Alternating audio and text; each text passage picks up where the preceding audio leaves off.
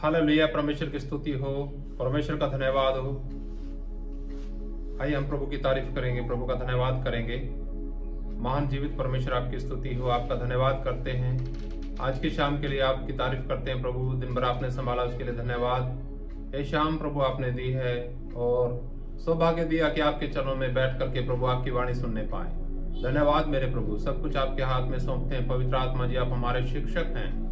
आप सिखाएं, वचन के द्वारा बातचीत करें प्रभु, ताकि जो भी भाई लोग हैं आपके वचन में बढ़े, आत्मा में बढ़ने पाए प्रभु। धन्यवाद सब बातों के लिए। सब कुछ आपके हाथ में सौंपते हैं। धन्यवाद के साथ ये प्रार्थना प्रभु यीशु के नाम से मांगते हैं, आमीन। हालेलुया। आइए एक भजन गाएंगे प्रभु की महिमा के लिए। हम सब आंखें बंद करें, प्रभु की स्तुति करेंगे। धन्यवाद, हालेलुया, धन्यवाद। जो क्रूस पे कुर्बान है वो मेरा मसीहा है। हर जख्म जो सिका है वो मेरे गुनाह का है। जो क्रूस पे कुर्बान है वो मेरा मसीहा है। हर जख्म जो सिका है वो मेरे गुनाह का है। इस दुनिया में ले आए मेरे ही गुनाह उसको, मेरे ही गुनाह उसको। ये ज़ुल्म सितम उस पर मैंने ही कराया है, मैंने ही कराया है। जो क्रूस पे कुर्बान है वो मेरा मसीहा है। हर जख्म जो सिका है वो मेरे गुनाह का है, वो मेरे गुनाह का है।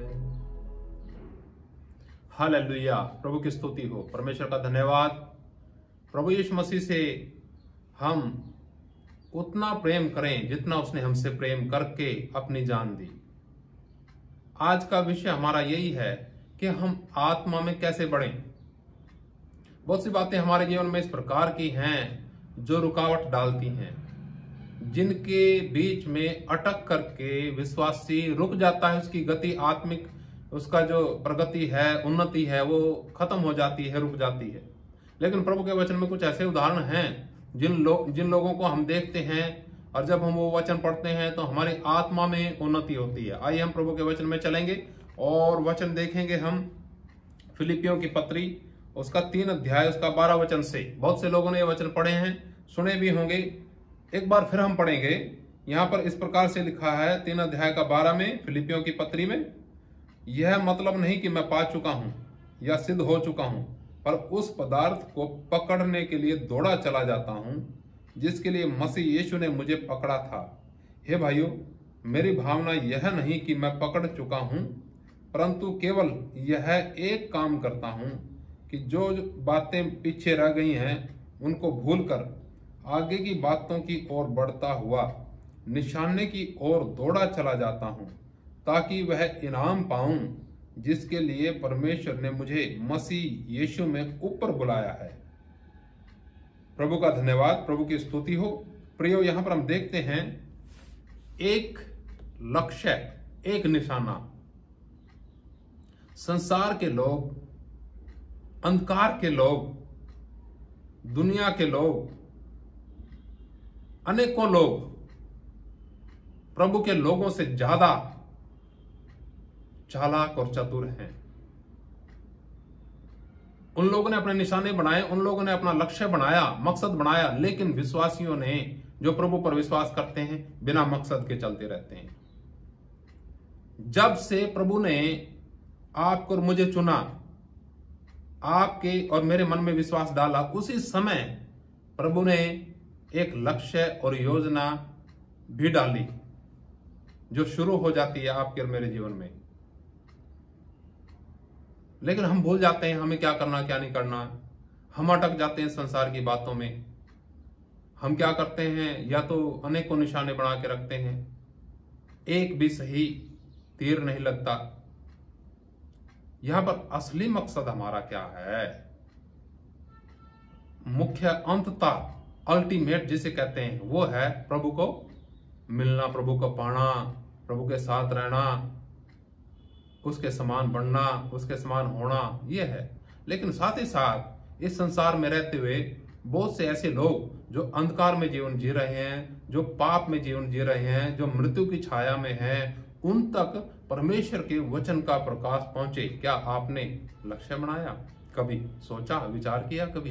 क्या मेरे जीवन के द्वारा अब तक प्रभु के ऊपर विश्वास करने वाले आशीष प्राप्त किए? प्रभु के ऊपर विश्वास करने वाले लोग हैं या नहीं हैं? या मेरे जीवन के द्वारा लोग प्रभु की बदनामी करते हैं? ये हमें विचार करने की आवश्यकता है। प्रभु का दास यहाँ पर कहता है कि यह मतलब नहीं कि मैं पा चुका या सिद्ध हो चुका हूं। यानी यहां पर उसका कहने का मतलब यह है कि अभी मैं संतुष्ट नहीं हूं, अभी मैं पा नहीं चुका, अभी मैं क्या करता हूं, निशाने की तरफ दौड़ा चला जाता हूं जिसके लिए मसीह ने मुझे पकड़ा। हे भाइयों, मेरी ये भावना यह नहीं कि मैं पकड़ चुका हूं, परंतु केवल यह एक काम करता हूं कि जो बातें पीछे रह गई हैं उनको भूलकर आगे की बातों की ओर बढ़ता जाता हूं। कुछ बातें हैं जो हम पीछे मुड़ मुड़ करके देखते रहते हैं। बहुत से लोग देखते हैं कि ये क्या कहेंगे, वो क्या कहेंगे, ये कैसे होगा, वो कैसे होगा। जब सदोम और गमोरा के ऊपर प्रभु ने आग बरसाई, उस समय क्या था? उस समय लूत को और उसके परिवार को परमेश्वर ने वहां से निकाला और लूत की पत्नी को बोला था पीछे मुड़ के मत देखना। लेकिन उस नगर के ऊपर जैसे आग बरस रही थी तो उसको शायद ऐसे जिज्ञासा हुई होगी कि देखती हूं मैं कि पीछे मुड़ करके मेरे घर का क्या हुआ, बचा या जल गया। परमेश्वर की आज्ञा, परमेश्वर के हुक्म की तरफ उसने विश्वास नहीं किया, ध्यान नहीं किया, गंभीर नहीं रही और उसने पीछे मुड़ के जैसे ही देखा वो नमक का खंबा बन गई। ये इतिहास में है, प्रभु के वचन में है। ये उदाहरण क्यों लेते हैं हम? इसलिए लेते हैं कि हम पीछे मुड़ के ना देखें। जैसे यहां पर प्रभु का दास कहता संत पौलुस की, मैं निशाने की तरफ आगे दौड़ा जाता हूं, पीछे की बातों को छोड़ करके, पीछे की बातों को भूल करके मैं आगे की तरफ दौड़ा जाता हूं। प्रियो, आपने विश्वास किया, आप आगे की तरफ बढ़ रहे हैं या पीछे की तरफ देख रहे हैं? आपने खुद देखना है, अपने जीवन को जांचना है। आप चाहते हैं आपकी अंतिम यात्रा प्रभु में पूरी हो, तो पुरानी बातों को, पिछली बातों को भूल करके निशाने की तरफ हमें आगे बढ़ना ही पड़ेगा। नहीं तो वो बातें जो पीछे की तरफ आप देख करके उनके साथ मिल जाते हैं, उनके साथ समझौता करते हैं, आपको एक दिन आपकी आत्मिक यात्रा में बाधा डालेंगी, पूरा करने नहीं देंगी। प्रियो, यहाँ पर हम देखते हैं कि एक निशाना है। क्या आपके पास निशाना है? विचार करिएगा। बहुत से लोगों के पास, जितने लोग थे प्रभु के वाणी में हम देखते हैं, निशाना था, लक्ष्य था, हर एक मकसद उनके जीवन के अंदर जो परमेश्वर का था पूरा हुआ।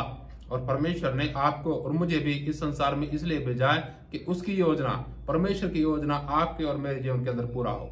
बहुत से दुख होंगे, बहुत से कष्ट होंगे, समस्याएं होंगी आपके जीवन के अंदर, लेकिन क्या परमेश्वर उनको जानता नहीं है? क्या परमेश्वर उनको दूर नहीं कर सकता? क्यों परमेश्वर इस प्रकार की बातों का हमारे जीवन के अंदर आने देता है?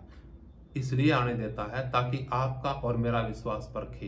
परखते परखते परखते परखते, तराशते तराशते तराशते तराशते प्रभु चाहता है आप और मैं उसके समान बने।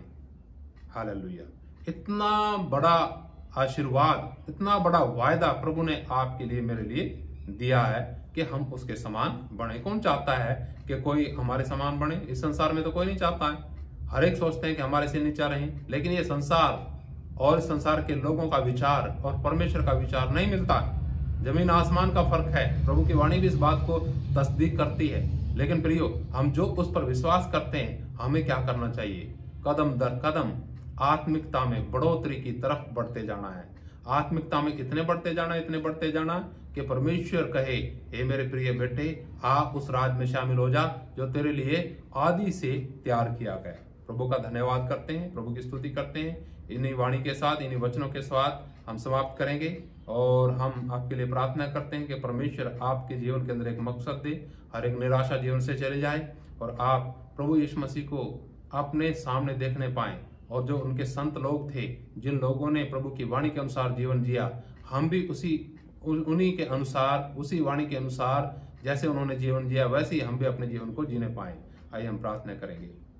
महान जीवित प्रभु, आपकी स्तुति करते हैं, एक बार फिर आपके चरणों में आते हैं। इस समय आज की शाम आपका धन्यवाद करते हैं। जितने भाई, जितने बहन आज की वाणी सुनते हैं प्रभु, प्यारे परमेश्वर, ये आपकी तरफ दौड़े चलते रहें प्रभु। हालेलुया।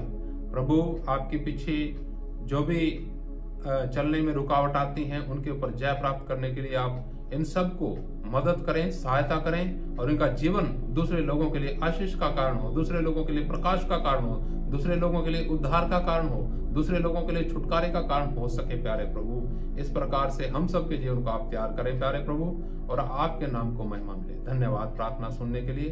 प्रार्थना प्रभु यीशु के नाम से मांगते हैं, आमीन। नमस्कार। मरनाथा जमसी।